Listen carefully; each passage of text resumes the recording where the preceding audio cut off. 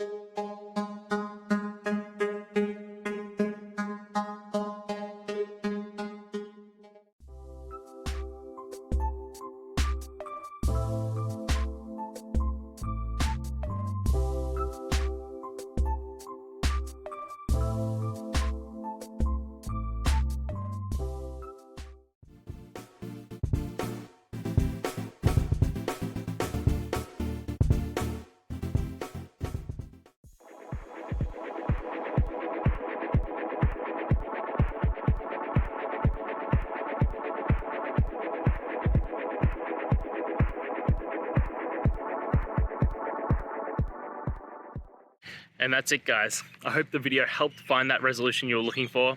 And, if it did, please, I'd appreciate it if you could hit subscribe.